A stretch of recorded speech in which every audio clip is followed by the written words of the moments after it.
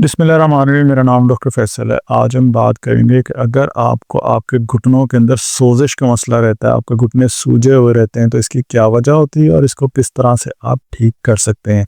अक्सर लोगों को उनके घुटने की आगे वाली साइड के ऊपर उनका घुटना इस तरह से सूजा हुआ नज़र आता है। नॉर्मली हमारा घुटना इस तरह से होना चाहिए, लेकिन अगर हम दोनों को जब कंपेयर करते हैं तो हमें लगता है कि हमारा एक घुटना बहुत ही ज़्यादा सूजा हुआ है। अक्सर लोगों को फ्रंट साइड के ऊपर नहीं, उनकी बैक साइड के ऊपर इस तरह की गिल्टी बन जाती है, यानी इस तरह से सोजिश नजर आती है। घुटनों की पीछे वाली साइड के ऊपर सोजिश फील होती है। और इन दोनों केसेस के अंदर चाहे वो आपके सोजिश पीछे वाली तरफ हो और चाहे आपके सोजिश फ्रंट साइड के ऊपर, जब आप घुटने को हल्का सा दबाते हैं या पिन की तरफ यानी उंगली की तरह और पिन लगा के या कोई चीज़ ऊपर की तरफ मारने की फील करते हैं, तो आपको यूँ लगता है कि बहुत ही ज़्यादा नरम है, जैसे बीच में कुछ भर गया है, कोई पानी की तरह कुछ भर गया।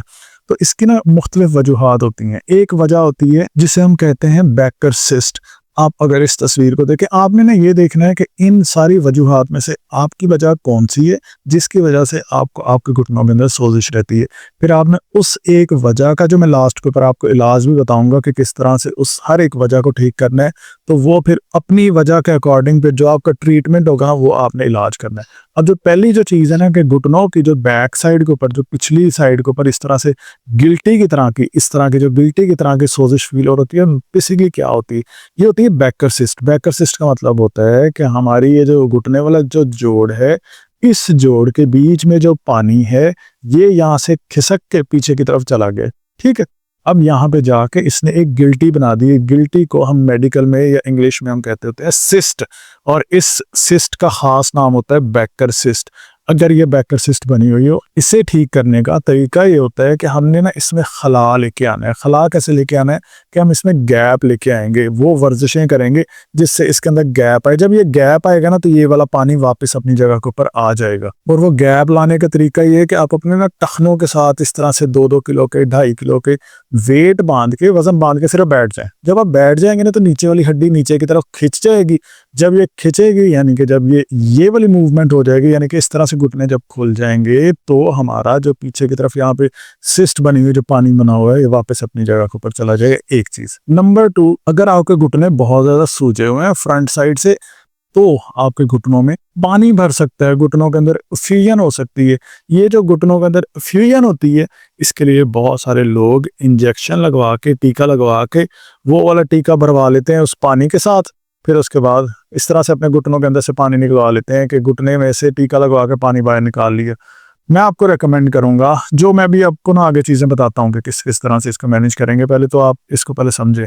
गिल्टी की आपको समझ आ गई है कि हमने, अगर गिल्टी बनी हुई है तो हम ये एंकल वेट बांध के इस तरह से बैठ जाएंगे। अगर आप चाहें तो ये एंकल वेट हमारे इस व्हाट्सएप नंबर के ऊपर भी राब्ता करके आप घर बैठे ऑर्डर कर सकते हैं। ये आपको 2-2 किलो के एंकल वेट आपको घर पे डिलीवर हो जाएंगे। बाकी अगर ये ऑर्डर नहीं करने तो आप घर में कोई वजन वगैरह बांध के भी इसको लगा सकते हैं, लेकिन ये है कि इसके अंदर प्रॉपर्ली मेजर किया हुआ वजन होता है कि कितना आपको आपके घुटनों को लगाना चाहिए, जो सेफ होता है। नंबर 2, आप इसको समझे कि घुटनों में सोजिश क्यों हो जाती है। ये आपको तो समझ आ गया होगा कि पीछे गिल्टी को बनती है। दूसरी चीज़ होती है कि हमारे घुटनों के बीच में नॉर्मली ना ऐसे खला होता है। ठीक है, हड्डियाँ आपस में इस तरह से दूर दूर होती हैं, साथ जुड़ी हुई नहीं होती।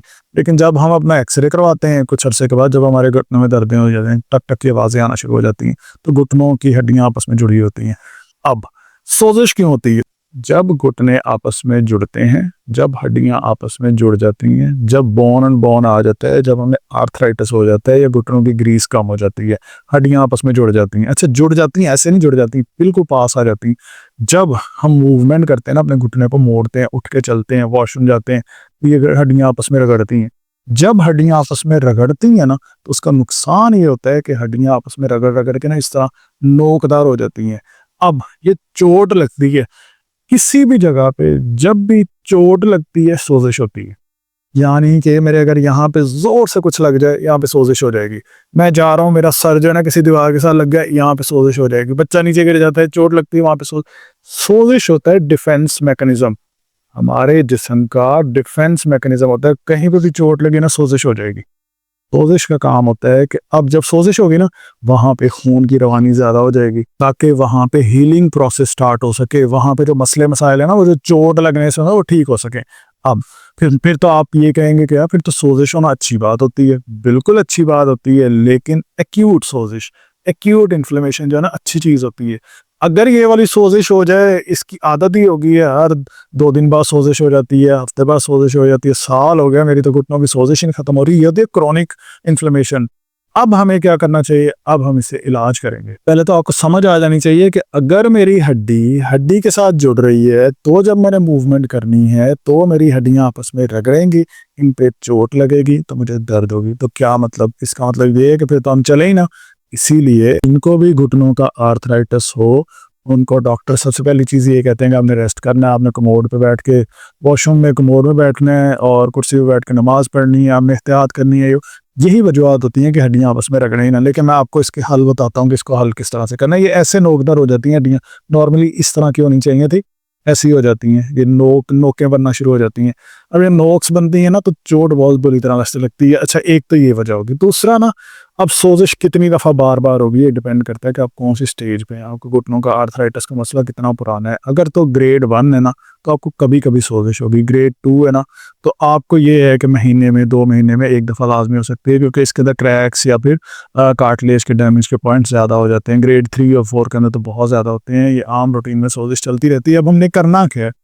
کرنا ایک تو یہ ہے کہ آپ نے اس طرح کا ٹخنوں کے اوپر نا ویٹ باندھ کے بیٹھنا ہے۔ نمبر 1 جو ہے نا چیز یہ ہوگی، تاکہ ہم جب ہم ویٹ باندھ کے بیٹھیں گے نا تو یہ جو جڑ گئی ہیں نا ہڈیاں آپس میں جڑ گئی ہیں، اس میں خلا آ جائے گا۔ ایک چیز 5 منٹ کے لیے صرف بیٹھنا ہے، ٹھیک ہے؟ شروع میں بیٹھیں، بعد میں ایکسرسائز کریں گے، بعد میں انہی ویٹس کو آپ ورزش کے طور پہ بھی استعمال کر سکتے ہیں، لیکن 10 دن بعد 15 دن بعد ڈائریکٹلی ان کو باندھ کے آپ ورزشیں نہیں شروع کر دینی ہے۔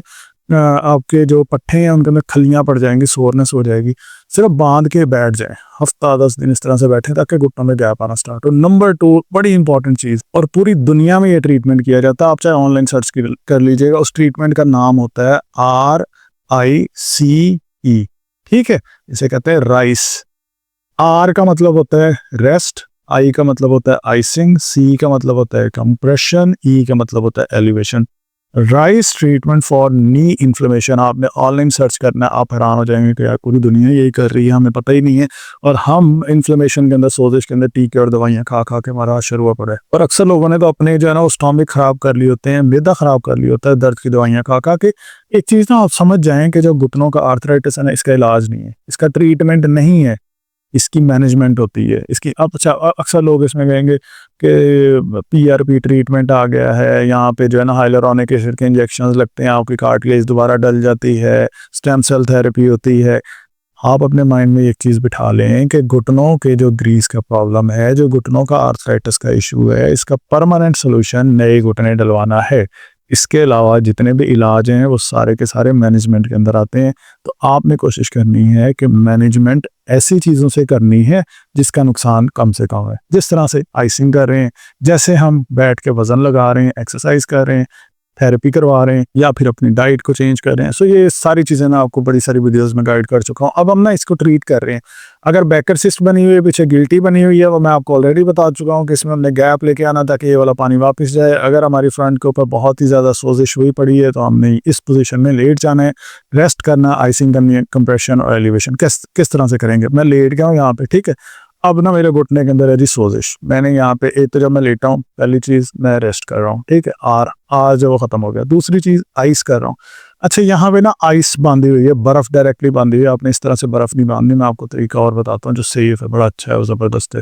اگر تو ڈائریکٹ برف لگانی ہے تو پھر کپڑوں کے اوپر سے لگائیں گے، نہیں تو نا جیل والے آئس پیک ملتے ہوتے ہیں اس طرح کے، ٹھیک ہے؟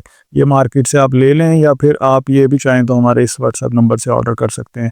اچھا، اس طرح کے آئس پیک خرید کے اسے رکھے فریج میں، جب یہ ہو جائے گا ٹھنڈا، چاہے جم جائے، پریشان نہیں ہونا ہے۔ یہ جو آئس پیک ہوتا ہے نا، اس کا اوپر والا کپڑا اچھا ہوتا ہے، جو یہ آپ کو نظر آ رہا ہے نا، یہ جو شاپر والے ہوتے ہیں، ٹھنڈا جلا بہت برا ہوتا ہے، ٹھنڈ سے بھی بندہ جل جاتا ہوتا ہے، جیسے گرم ٹکور سے جلتے ہیں نا، اس طرح سے ٹھنڈی ٹکور سے بھی جل جاتے ہیں۔ وہ ٹھنڈا جلا جو ہے گرم جلے سے بھی برا ہوتا ہے۔ سو آپ نے اس طرح کے شاپر والے نہیں لینے ہیں، اس طرح کا آئس پیک اچھا سا جس کی کورنگ اچھی ہو، ریگزین وغیرہ اوپر لگا ہو، سلائی اچھی ہو، بیچ میں جیل بھری ہوئی ہو، اس کو فریج میں رکھیں جب یہ ٹھنڈا ہو جائے گا۔ اور اکثر لوگ کہتے ہیں کہ اوپر سے سردیاں ہیں اور آپ کہہ رہے ہیں کہ ٹھنڈی ٹکور کریں، آپ اسے اس کے ساتھ کنفیوز نہ کریں۔ ٹھنڈی ٹکور میں آپ کو یہ نہیں کہہ رہا ہوں کہ آپ کسی پانی کے اندر جا کے بیٹھ جائیں، ہم نے جہاں پہ سوزش ہو وہاں پہ ٹھنڈی ٹکور کرنی ہوتی ہے، اکڑاؤ ہو تو گرم ٹکور کرنی ہوتی ہے۔ سو اب آپ نے اکثر اگر فٹ بال کے میچز دیکھے ہوں، وہاں پہ किसी को चोट लग जाए तो यूरोप के अंदर जो मैचेस हो रहे होते हैं उसके अंदर भी आके ठंडी स्प्रे कर रहे होते हैं। जो आइसिंग है ना, ये पूरी दुनिया के अंदर प्रेफर की जाती है एक्यूट इंजरीज के अंदर, और जब कभी भी सोजिश हो जाए वहाँ पे। अच्छा, आपने ना इस तरह का आइस पैक लेके इसे फ्रिज में रखना है, और जब ये ठंडा हो जाए, जब ये जम जाए, उसके बाद आपने निकालना है, अपने घुटने के ऊपर लगाना है ऊपर। अच्छा, अब घुटने के ऊपर लगा लिए जहाँ पे सोजिश है। जब आपने ये लगाया होगा ना 3 या 4 मिनट के बाद ना, अंदर आपको ऐसे फील होगा जैसे पता नहीं कैसे कोई जलने वाली फीलिंग आ रही है, और ये सबको फील नहीं होता, किसी किसी को फील होता है। आपने परेशान नहीं होना, ये लगा के उसके बाद आपने इसके ऊपर करनी है कंप्रेशन, जो तीसरा पॉइंट है। रेस्ट, आइस, कंप्रेशन, राइस कर रहे हैं हम, ठीक है।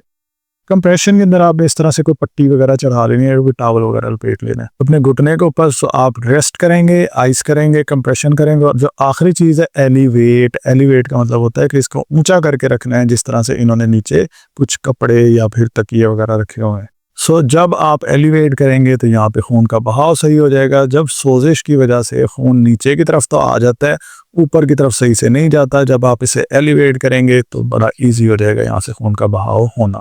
सो आपने सोजिश के लिए ये वाला ट्रीटमेंट करना है, रेस्ट, आइस कंप्रेशन और एलिवेशन। आप देखेंगे आपको दिनों के अंदर जो सोजिश का मसला हल हो जाएगा। जिस दिन भी सोजिश हुई है ना, आपने फ्रिज में से ये निकालना है और लगाना है। अच्छा, अब ये पोजीशन ना और 2 से 3 घंटे के बाद 10 से 15 मिनट के लिए लाजमी बनानी है, ठीक है, जिनको भी सोजिश का मसला है। अच्छा, अब मैंने आपको चीज़ें बताई कि ये हम गैप लेके आएंगे इन वेट्स के साथ, आइस पैक के साथ हमने ठंडी टकोर करनी है इस तरह से। अब आ जाते हैं हम डाइट के ऊपर। डाइट में हमने लेने एंटी इन्फ्लेमेटरी खाने, सबसे बेहतरीन एंटी इन्फ्लेमेटरी। इन्फ्लेमेशन है ना, उसको ख़त्म करना है तो एंटी इन्फ्लेमेटरी खानों में जो सबसे मेरा फेवरेट है ना, जो मेरे मेरे बड़े सारे पेशेंट्स ने और बड़े सारे आप मेरे चैनल के ऊपर कमेंट्स देखेंगे जिन्होंने इसे इस्तेमाल किया, उनकी सोजिश बिल्कुल ठीक हुई है, घुटनों के दर्दों में बड़ी कमी आई है। अच्छा, आपने इस्तेमाल करने हैं ये अलसी के बीज, फ्लैक्स सीड्स। अलसी के बीज को इस्तेमाल करने का कुछ तरीका होता है। इनको डायरेक्टली आपने ऐसे नहीं करना है कि ख़रीदा और चम्मच भरा है और इसको आपने खा लिए। आपने ये करना है कि अलसी के बीज लेने हैं, इनको थोड़ा सा भून लेना है, भूनने के बाद इनका पाउडर बना लेना है, और उस पाउडर का आधा चम्मच आपने किसी दही में, सैलेड के ऊपर, या रोटी बन रही है उसके पेड़े के अंदर डाल के रोटी का पेड़ा बना के रोटी खा लें।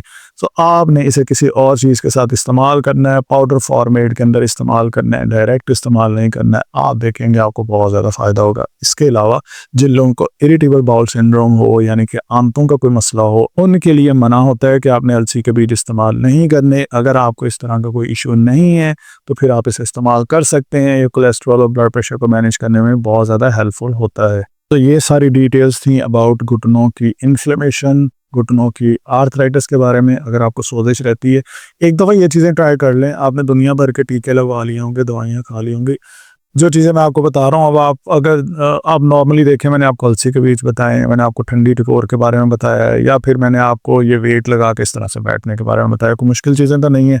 आपने इतनी मुश्किल चीज़ें ट्राई कर ली हैं, एक दफ़ा ये ट्राई करके देख लें और इंशाल्लाह आपको फ़ायदा होगा। अगर अल्लाह ने आपके लिए इसके अंदर शिफा रखी होगी तो आपने ये चीज़ें सारी फॉलो करनी है। नीचे कमेंट्स में बताएं अगर कोई आपका सवाल है, और अगर आप मुल्तान से हैं तो आप मेरे क्लिनिक पे विजिट कर सकते हैं। मुल्तान के अलावा अगर किसी और शहर से हैं तो फिर व्हाट्सएप को पर रब्ता करके मेरी टीम के साथ आप मेरे साथ ऑनलाइन वीडियो कंसल्टेशन बुक कर सकते हैं, जिसमें आप डायरेक्टली मेरे साथ बैठ के अपने एक्सरेज, अपनी सारी डिटेल्स दिखाएंगे। मैं आपको उसके अकॉर्डिंग गाइड कर दूंगा कि फिर आपको किस तरह का ट्रीटमेंट करवाना चाहिए। अगर कोई टीके भी लगवाने चाहिए तो कौन से लगवाने चाहिए, कोई अगर आपको सर्जरी का कह रहा है तो फिर किस तरह से आपको किस तरफ जाना चाहिए। और अगर आप इस चैनल पर नए हैं, इस चैनल को सब्सक्राइब ज़रूर कर लें। Thank you so much for watching this video.